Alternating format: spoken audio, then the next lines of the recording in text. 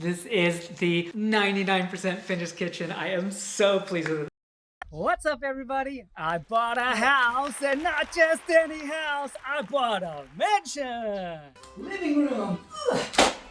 High ceilings, chandeliers. So this is the part of the house I want to do the biggest change to. In old houses, these just aren't wide enough. 30 years ago, now all the appliances, now we need a coffee maker, a blender, a Diango, whatever, and so it needs to be wider, plus it's just plastic. So I would love to rip all of this out and put in wider, nicer ones, induction stove. I'm not a huge fan of gas. My dream, since I've moved to Taiwan, is to have a dishwasher. Broken, gonna need a new one. And this, I'd like to take this down and make it a bar that connects the living room and the kitchen.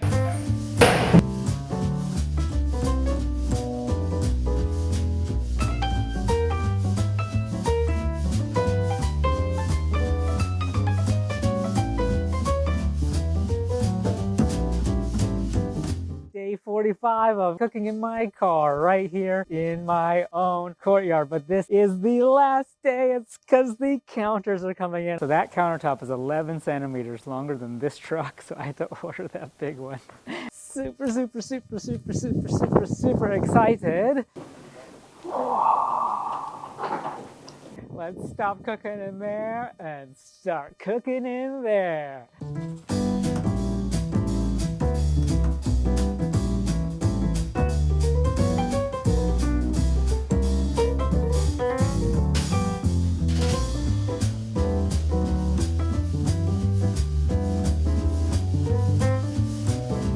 Dad, come take a look.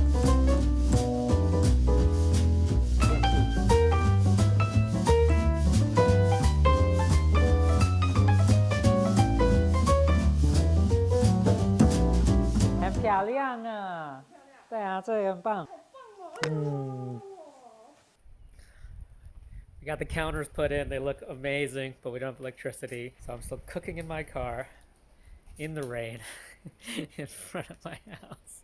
It's been a long process.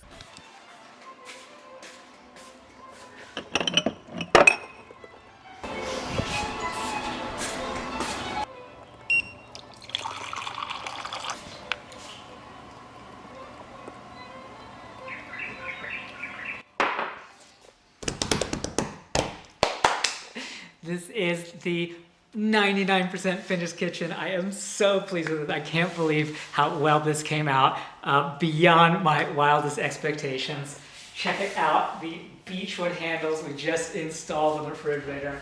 I am so pleased with this fully embedded design. It just looks so good, feels so good. So useful. We got the oven hooked up. I have already been using it. I've been baking lots of bread in here. So good. Was so worried when I was making this design that I was choosing the wrong proportions. We wouldn't be able to walk through it. That it would, people would bump into each other. I'm so nervous. That this counter would be too big and make the living room too small. But actually, it works out perfectly. Wow, just feel it. Oh my goodness, the countertops. So the countertop is, to me, the most important piece of the kitchen. It is the most expensive part of the kitchen, especially for this one, of course. Even I got a good deal on it. It was still very, very pricey. I stayed up very, very late, many nights, reading about everything. Silestone, the quartz, was like really appealing to me, but it did have the one caveat that you can't just put hot stuff directly on it. Stainless steel, how useful it is, but I did like the way it looked. And I didn't want natural stone either. My uncle has natural stone. He always complains about how porous it is and absorbing everything. So in the end, I decided to go with Decton, and I'm really, really happy with that choice. The main downside of Decton is that it's very expensive, but if you can overcome the price, it feels so good. We got the mitered edges here so that nothing chips or cracks. We're cutting it out there. Every time the nick is cut, it replaced the diamond blade because it was so hard. It was like destroying the diamond blades. From my understanding, from all the research that I've done, Decton is an absolute nightmare to work with. For like the installation people, it is so difficult because it is so hard. But once you get it in place, it is just indestructible.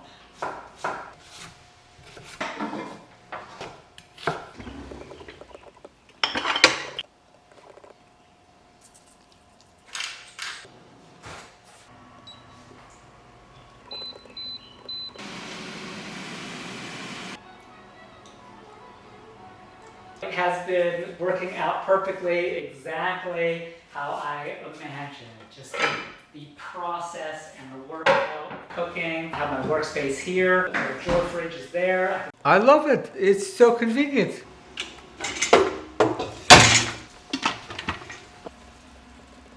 I put the pots in the, I don't know what it's called. I don't know what it's called either. You put it in, close the door, the fan turns automatically, you walk away. They have the sink right here so I can wash things, and I have the counter right here so I can put things and pour it in my bowl and then wash it. And here's the dryer, the rack. If I need to get something out of the fridge, it's right here. And it's very convenient with these handles.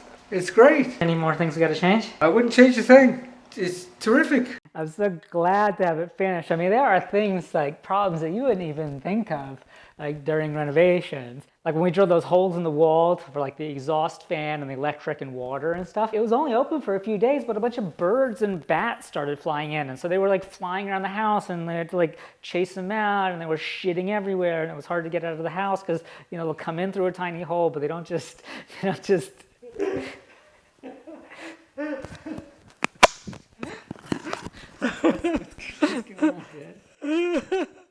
Everything's just perfect, and I'm not used to that. I'm used to my projects having a lot of problems. Like when I was building the camper van, we had to build something and make a change and build it and make a change. Maybe I learned from that experience because we only have one regret is actually fixable. So here in the sink, hey Dad.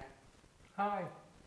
So this is the biggest mistake I made, I think, in the project, but at least it's fixable. So I went with these two holes on either side, and I kind of wish I had done one in the middle and one on this side, because this is where I'll have some things drying, and then it will block this. This is the new AquaSpring AQ8112. Keeps a more constant temperature, and we can set that temperature as well. But I don't like it on this side, so the way I'm going to fix this is I'll put another hole here, move this here, move that here, and then I'll have a soap dispenser here. So this being in the center gives it more reach. These are mist. Faucet and the sink are Japanese.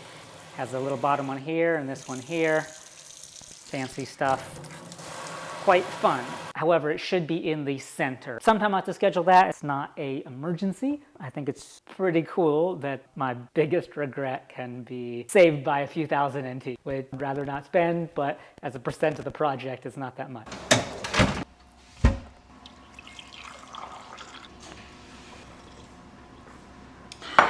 And this is a 5-burner induction stove. Total is about 10,000 watts. And I really like having induction over gas, mainly because there's not the fumes coming up. Also, it's more efficient, doesn't heat up the kitchen as much, and it has a lot of programmable features. I can set it on timers. This one also is kind of fancy, so I can connect it with Wi-Fi to a temperature probe and, you know, keep something within a 1-degree temperature range.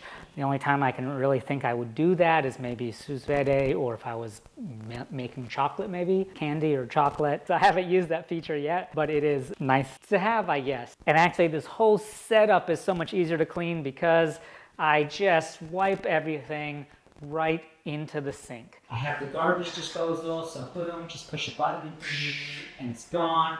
It is just so good. Ease of cleaning with the Decton, which is super smooth and nothing sticks to it. And then the glass here, it is just super smooth. This originally opened up 90 degrees. We got Renhoju to come back and they switched it out for 160. So when it was 90 degrees, it was blocking this. And the reason was because I was pulling this out and then I can put it right here. When I take something hot out of the oven, I also can just put it directly on it. It was made at 1,000 Celsius, so the 250 degrees that this isn't going to damage it. Now that it's summer, it feels pretty good to just sort of stand here. I feel really nice and cool. This is actually not made for a refrigerator. This is made for like a glass door. It goes on the outside and this goes on the inside and they go like that. It was pretty complicated to mount these. So I want to give another shout out to Renhoju, who really worked hard to make things like that happen. I wouldn't have been able to do it without them, and it wasn't really their job. I just bought these randomly on the internet. You know, they came back and they put in the time and the work to do it, and I'm not used to that level of service. So I really appreciate them. Their website or Facebook or something will be down in the description. You can check them out. They also helped me with this. The local company that installed it in the first time, they were just in a big hurry and careless, and they ended up taping the valve shut. Then it wouldn't blow. It wouldn't suck the air out. And so Renhutje came back. We put in like a spacer piece there so that the valves could still open. And then we put it back in and made it all nice and flush, because I really care about, you know, these lines like being level. Another thing that they didn't have to do, but they did anyway, so that was really nice of them. Some things that get overlooked, the little tiny details. These light switches, get them a nice color, so I'm really happy with that. I actually bought like 5 or 6 different ones and kind of compared the color, and this is the ones I chose. This is like built for my dad to make this area private for him. It looks like it was always here. It kind of looks like it belonged here in the house. One of the biggest things, I mean, for me it was big, it's actually a small job, but it was quite complicated,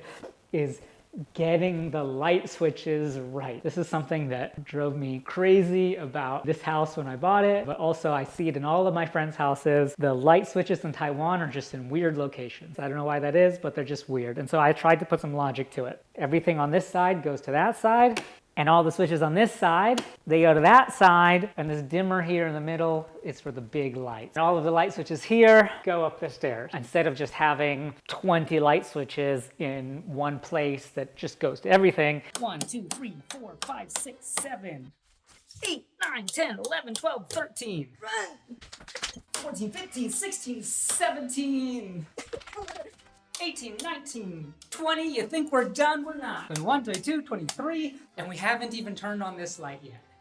Kind of separated it and put them in what I think are logical, easy to remember ways. Now we have these bar stools, and we can raise them up or lower them. It pulled the room together, and it bridges the gap between these two rooms. We hang out here so much that I had all my board games in the room upstairs.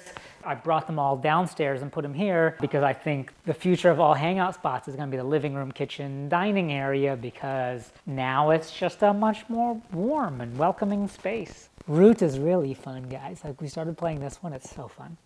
Amazing game. I think this one's going to be really hard for me in Chinese, so I haven't started that one yet. Maybe when my dad and I get better at reading, we can try this.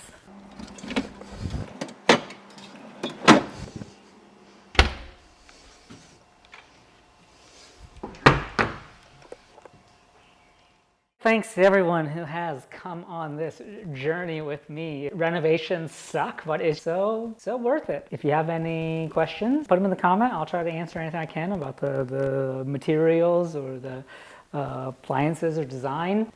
We still have the roof.